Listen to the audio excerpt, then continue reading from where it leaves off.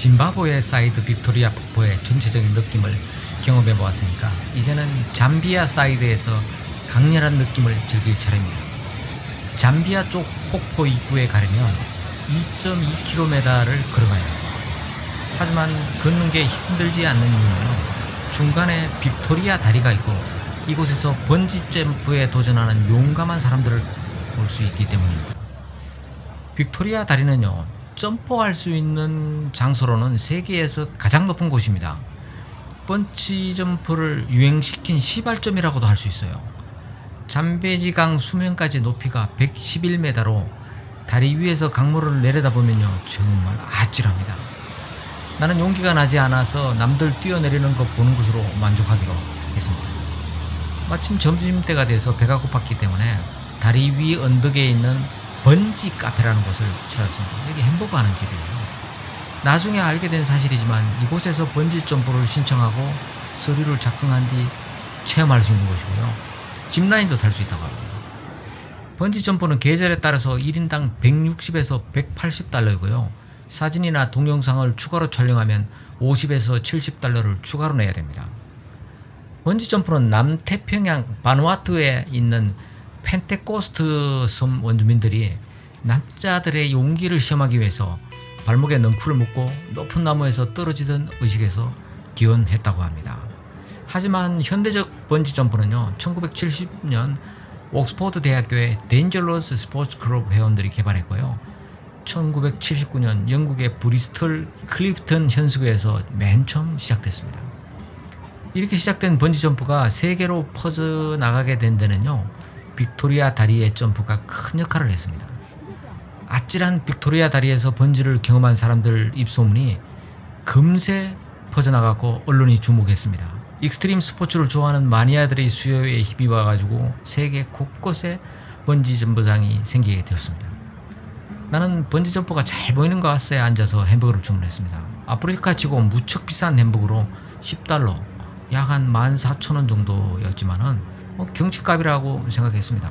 용기 있는 사람들이 생각보다 많았어요.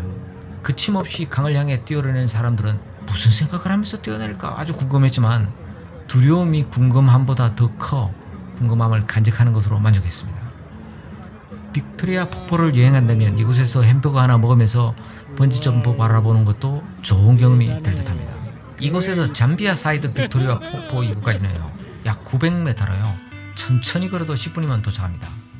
이곳에도 입장권을 사야 되는데 짐바브웨보다 저렴한 $20, 약 3만원입니다. 이곳 뷰포인트는 두 곳으로 갈라져 있어요. 왼쪽에는 보일링 팟, 오른쪽은 빅토리아 최고 포인트인 나이프 엣지입니다. 저는 먼저 보일링 팟으로 갔습니다. 빅토리아 폭포의 물이 모두 이곳에 모이는 장소로 격렬한 소용돌이 때문에 끓는 냄비로 해석되는 보일링 팟으로 명명된 겁니다. 잠베지강 바닥까지 내려가야 하기에 오르내리기가 만만치 않고요. 충분한 식수를 준비해야 합니다. 또한 이곳 일대는요, 싸만악기로 유명한 개코 원숭이인 바분이 무리지어 살고 있어요. 가까이 접근하지 않는 게 좋습니다. 보일링 팟의 강렬한 소용돌이가 매혹적이기는 하지만은 이곳에서 악어를 만날 수도 있다고 하니까 주변을 잘 살펴봐야 합니다. 최근에는 물살이 워낙 강렬해서 뷰포인트 가까이는 잘 오지 않는다고 보니까 그나마 다행이죠. 빅토리아 폭포 최고의 뷰포인트는 나이프스 엣지입니다.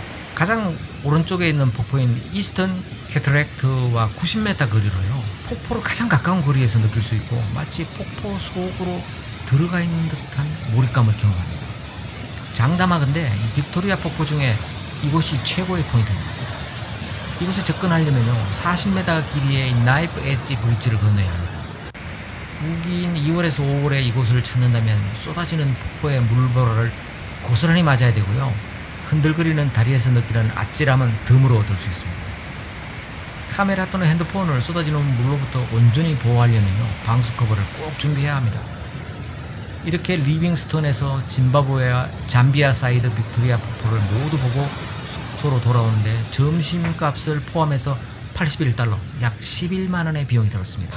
비용에 구애받지 않거나 허용되는 시간이 부족한 사람은 프라이빗 투어를 이용할 수도 있습니다. 이거 한 $180, 약 24만원을 내야 합니다. 발품을 팔아서 저렴하게 여행하는 것과 조금 비싸긴 하지만 편안하게 여행하는 것은 선택사항이니까 어느 게 더 나은가는 개개인이 판단해야 할 문제일 것 같아요.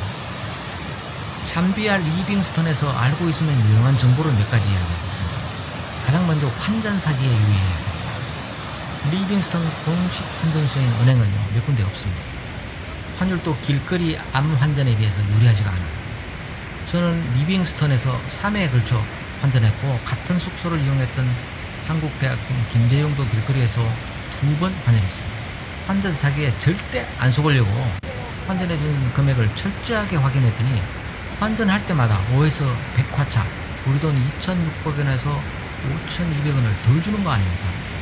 이때마다 돈이 부족하다면서 다시 세볼 것을 요구하고 그러면 이제 그 사람이 다시 3번 후에 부족한 액수를 채워주었기에 의심하지를 않았어요. 그런데 경제적으로 넉넉하지 않은 여행을 하는 대학생 김재용이 아무래도 환전해둔 액수가 부족한 것 같다고 하기에 저도 환전해진 액수와 소비한 금액을 역산해 봤더니 그 말이 맞았습니다. 가만히 환전 당시의 기억을 되살려봤습니다. 먼저 100달러를 환전하겠다고 하면 환전상은요 50화차 지폐 뭉치를 줍니다. 저는 환전상으로부터 건네받은 50화차 뭉치를 열심히 세고 부족한 액수가 있기에 다시 채워달라고 요구를 했습니다. 환전사은 저에게 50화차 뭉치를 넘겨받아서 자신이 직접 센 다음에 잘못을 인정하고 부족한 액수를 채워서 다시 나에게 줍니다. 환전상이 눈앞에 채워주는 것이기에 믿고 추가로 세보지는 않은 채 그대로 가지고 왔습니다. 하지만 환전사행이 저에게 마지막으로 50화차 뭉치를 전해줄 때 적어도 200에서 500화차, 우리 돈 10,000원에서 26,000원 정도를 슬쩍 챙긴 후에 나머지만 돌려준 겁니다. 어떻게 슬쩍 했는지는 나도 몰라요. 혹시 이런 수법을 알고 있는 분은 댓글에 남겨주세요. 그래야 추가 피해자가 생기지 않습니다. 여행 동료인 김재영이 환전할 때 제가 바로 옆에 있었는데 어떻게 했는지 전혀 눈치채지 못했습니다. 하지만 우리가 수령한 돈은 분명하게 환전한 액수보다 부족했고요. 환전 사기를 몇 번이나 당하고도 그 사실을 몰랐습니다. 리빙스턴에서 환전이 필요한 구독자는요, 조금 불리해도 공식 환전소를 이용한 뒤 반드시 끝까지 금액 확인할 것을 추천합니다. 덕분에 아프리카 여행이 끝날 때까지 암 환전소를 이용하지 않았고요. 더는 환전 사기를 당하지 않았으니까 예방주사 잘 맞은 거라 생각하기로 했습니다. 두 번째 정보는 유심 구입입니다.